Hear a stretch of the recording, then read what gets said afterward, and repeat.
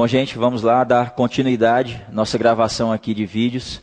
Desta vez trazendo aqui algumas questões de um concurso realizado pelo CESP-UNB no finalzinho do ano passado, 2012, no estado do Espírito Santo, né, o concurso para professor do estado.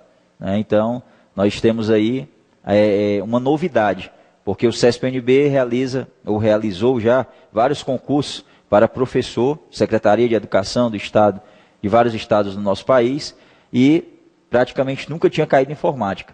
Então, devido a alguns recursos e tecnologias que, inclusive, nós vamos ver em uma questão desse concurso aqui, questão de um professor trazer para a sala de aula um computador, um projetor de imagem, certo? A lousa digital, que já é utilizada em vários setores de educação, em estados aqui do nosso país. Então, é uma novidade.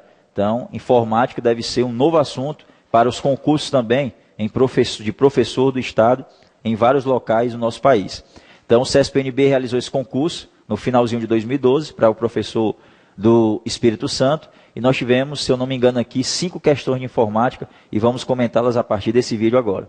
Primeira questão aqui, vocês estão vendo uma tabelinha de planilha feita no Excel, certo? No Excel 2007 ou 2010 aqui, e nós temos aqui a coluna A vazia, temos aqui a coluna B preenchida com datas, coluna C, horários, turnos, coluna D, E e por aí vai até ali a coluna G, certo? E aqui, linha até a linha 15. Então, nós temos esses dados aqui que estão sendo mostrados em uma planilha. Então, com relação a essa figura, vamos ver aqui o que vai ser pedido na primeira questão, que é a questão 51, questão de informática.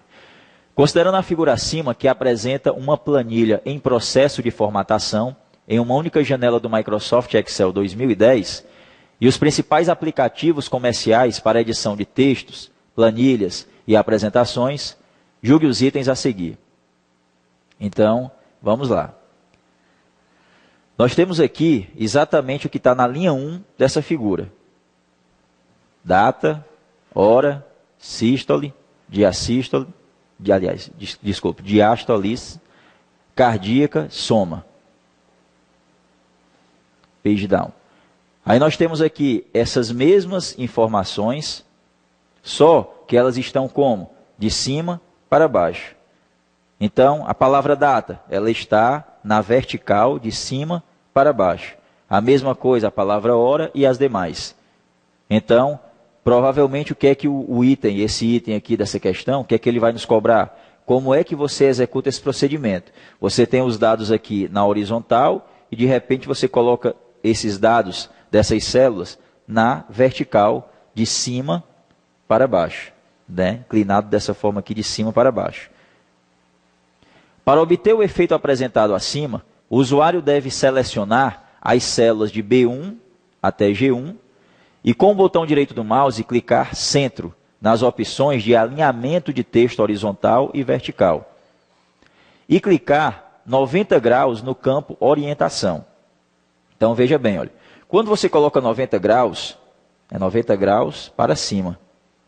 Então, no caso, o que é que vai acontecer? A primeira palavra aqui, que é a palavra data, ela não vai ficar como aqui na figura anterior, que é o que se refere lá o item. Então, se é 90 graus para cima, esse D não fica lá em cima, depois esse D vai ficar aqui embaixo, D, A, T, A. De baixo para cima, subindo. Se eu coloco menos 90 graus, aí é para cair, para baixo. Então, isso daqui, olha, é uma configuração onde você vai na opção de formatação de células e na guia alinhamento, você pode até marcar como tem lá. Marcar centro em horizontal e vertical, porque realmente a gente vê que aqui está centralizado na horizontal e na vertical, está bem no meio da célula. Agora, na opção de orientação, para ficar assim, eu não vou colocar 90. Eu devo colocar menos 90. Porque se eu colocar 90, vai ficar do jeito que está aqui no final dessa questão. De baixo para cima. E aqui parece que eles inverteram as coisas. Você usa 90 graus no campo orientação para obter o resultado da figura anterior, de cima para baixo. E para obter o efeito apresentado na figura seguinte, aqui abaixo, o usuário deve clicar 90 graus no campo de orientação. Aliás, desculpe, menos, aqui o traço, menos 90 graus no campo orientação. Então aqui as coisas estão invertidas e a questão fica errada. Vamos alternar para uma janela do Excel. Pronto. Essa janela do Excel, vocês estão vendo aqui o quê? Nessas células na linha 4, César, Maria, Carla, Joana. O que é que eu vou fazer? Vou clicar com o botão direito do mouse e clicar na opção formatar células. Inclusive essa janelinha aqui a gente já viu também algumas vezes em vídeos anteriores.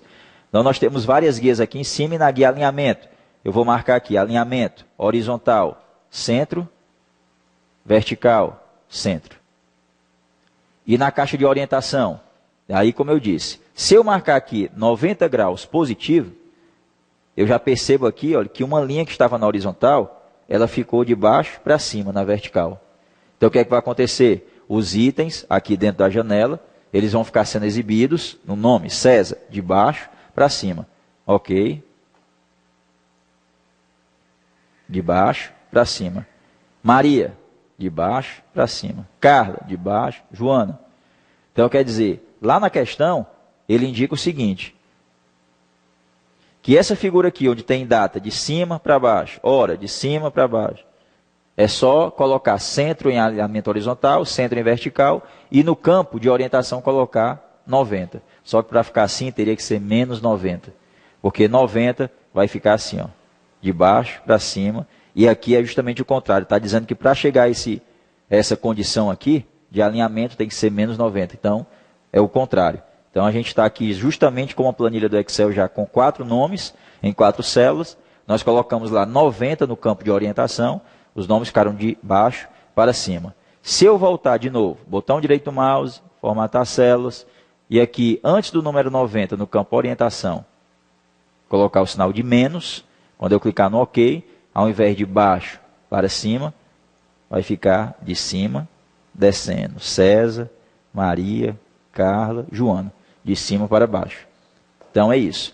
Quando você coloca no campo orientação o número 90, então eles ficam de baixo para cima. Menos 90 ficam de cima para baixo. E aqui a Fundação Carlos Chagas, não, CESP-NB, inverteu as coisas, né, para confundir aí o candidato. A questão está errada por isso. Ok? Questãozinha boa sobre o Microsoft Excel. Vamos à questão 52. Caso o usuário queira copiar as 2 primeiras colunas para o Word 2010, ele deve marcar as células entre B1 e C15, certo? Que significa que vai ser de B1 até C15, B1, 2 pontos, C15. Clicar no ícone, aí aparece aqui o ícone copiar, por meio do qual os dados serão colocados na área de transferência. Beleza, seleciona as células dessas colunas e linhas, depois clica no botão copiar, deixa a cópia desses dados na área de transferência. Em seguida, abre o Microsoft Word 2010 e em seguida copia os dados dentro da janela do Word 2010, sendo que deveria usar qual botão? Colar. Então, quer dizer, isso daqui é o básico da informática, que seria você selecionar um determinado conteúdo, copiar, abrir uma determinada janela onde você deseja a cópia desse conteúdo e colar.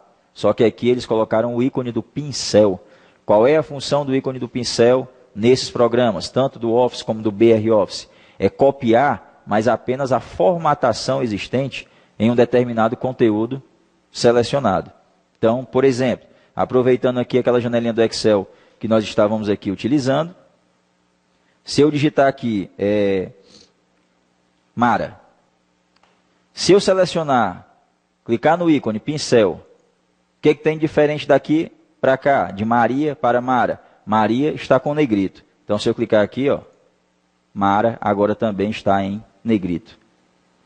Então, o que ele faz a cópia? Do nome Maria? Não, porque continuou Mara.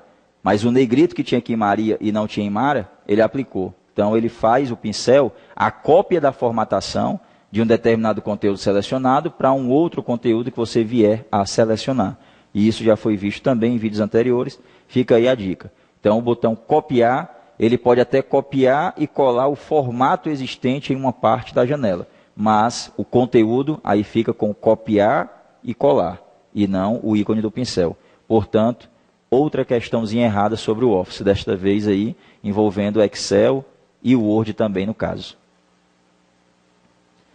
Questão 53, sobre o Excel também. Vamos lá. Os comandos igual D2 mais E2 mais F2, ou seja, a soma de 3 células, D2, E2 e F2, e igual soma, abre o parênteses, D2, 2 pontos F2. O que é que significa soma D2, 2 pontos F2? A mesma coisa desse comando anterior, desse cálculo anterior. A soma de D2, E2 e F2. Por quê? D2, 2 pontos F2 é um intervalo de células. Esse intervalo, ele é composto por células apenas da linha 2. Porque, olha, primeira célula na linha 2 e a última na linha 2. Agora, D, 2 pontos F. De D até F, eu tenho o quê? D, E, F. Então, D, E, F na linha 2. D2, E2, F2.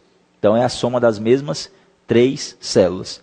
Aí diz aqui, produzem o mesmo efeito na célula G2. Ou seja, somam os conteúdos das células indicadas e a alteração do valor de qualquer uma dessas células fará que o Microsoft Excel calcule uma nova soma, mesmo que não seja indicada nova equação de cálculo. Então, é isso mesmo. Você não precisa indicar uma nova equação, uma nova situação de cálculo, certo? Para que o conteúdo dessas células sejam alterados. Onde forem digitadas, lógico, essas funções aí, esses cálculos. Você só precisa alterar uma das células que estão envolvidas no cálculo para que automaticamente, pelo menos isso é o padrão do Excel, automaticamente o resultado dessas funções aí já sejam automaticamente alterados, desses cálculos aí no caso. Então, no caso aqui dessa questão, vamos até analisar aqui uma coisa, D2, E2 e F2. D2, 129, um número, E2, 79, um número, F2, 72, um número. As 3 células têm número. Nesse caso, pronto. Resolvida a questão, está toda correta. Por que que nós viemos conferir isso daqui? Vamos mostrar aqui agora numa janela do Excel. 10 e 20. Bom, eu tenho aqui, olha, na célula F2 o número 10, na célula G2 o número 20. E aqui nas células da linha 4 só temos texto. Vejam o que vai acontecer se eu digitar igual F2 mais G2 mais F4.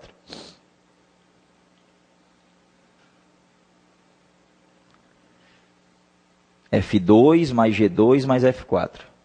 F2 tem um número, G2 tem um texto, mas F4, G2 tem um número, mas F4 tem um texto.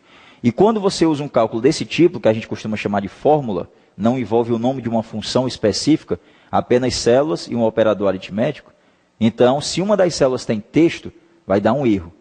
Enter, erro conhecido como erro de valor.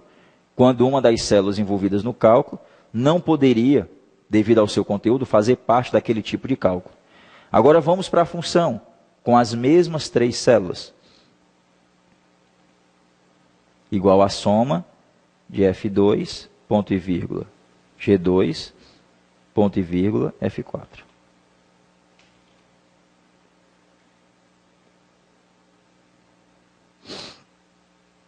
As mesmas 3 células, F2, G2, F4. Soma das 3 células. Nesse caso, o que vai acontecer? Como eu estou utilizando a função e separando os argumentos por ponto e vírgula, usando toda a estrutura de função do Excel, então quando eu teclar Enter, não vai ser apresentado um erro. Quando eu teclar Enter, ele vai dar um resultado que é 30. A que se refere esse resultado? A soma de F2 com G2. Então, no caso do cálculo do tipo função, ele ignorou a célula F4 que tem um texto e realizou o cálculo com as demais células onde existem números. E aí deu 30. 10 mais 20, 30. E essa célulazinha aqui com Maria simplesmente foi ignorada e não usada no cálculo. Então, por isso eu me preocupei, né? Isso daqui poderia ser também uma pegadinha de concurso. Se eles colocarem, de acordo com uma planilha como essa daqui, é correto afirmar que o cálculo igual F2 mais G2 mais F4 dará o mesmo resultado que colocar igual soma F2, ponto e vírgula, G2, ponto e vírgula, F4. Você vai dizer, bom, os dois cálculos realizam o mesmo tipo de função, que é a função de soma, então provavelmente vai dar o mesmo resultado. Só que tem esse pequeno detalhe. Quando você não usa a função com parênteses, separando os argumentos por ponto e vírgula, existe a possibilidade de dar esse erro. Se uma, como nós vimos aqui, das células envolvidas no cálculo, apresentar texto. E isso vale não só para a soma, como para a subtração também, para a divisão, para a multiplicação. Então, cuidado. Então, a questão lá, ela é considerada correta, porque no caso, tanto faz eu utilizar D2 mais E2 mais F2, como igual soma D2, 2 pontos F2, que o resultado, nesse caso aqui, vai ser o mesmo. Ah, e um outro detalhe, voltando aqui para o Excel para complementar essa questão. Se esse F2 aqui eu pegar e colocar 68, por exemplo, Enter. Aí aqui automaticamente 88. Eu não precisei modificar lá o cálculo para que ele tivesse esse tipo de alteração na célula. Bastou alterar uma das células envolvidas no cálculo lá, na equação, na fórmula, que ele automaticamente já atribui aí esse tipo de atualização automática, como informa aqui no finalzinho da questão. E a alteração do valor de qualquer uma das células envolvidas no cálculo fará que o Microsoft Excel calcule nova soma, como aconteceu lá, mesmo que não seja indicada nova equação de cálculo lá na célula onde foi atribuído o cálculo, né? Isso daqui é uma opção que o Excel nos dá como padrão, porque é possível também, através aqui desse menu, dessa guia fórmulas, aqui onde tem opções de cálculo, aí você tem automático e manual. Então, o padrão do Excel é esse automático. Se você colocar manual, o que é que vai acontecer? Você vai fazendo alterações na planilha e os cálculos envolvidos, que envolvem aquela célula que tu está alterando, eles continuam com o mesmo resultado. Mas quando você pressionar a tecla F9, é um meio, né, mais rápido, é um atalho no Excel que ele faz uma atualização de todos os cálculos de toda a planilha, certo? De todas as planilhas da pasta de trabalho. Então, por padrão, ele já faz essa atualização sem precisar você teclar F9, como indica lá a questão, e vamos colocar aqui como uma questão verdadeira de Excel. Então, explicado aí alguns recursos referente ao Excel, fórmula, função, atualização automática, manual, coisinhas que já foram cobradas em concursos anteriores. Então, a gente vai encerrando aqui esse vídeo e em breve, logo, logo, a gente vai continuar gravando aí um outro vídeo com o restante dessas questões aí para professor do Estado do Espírito Santo, realizado no ano passado, 2012, pelo CEP.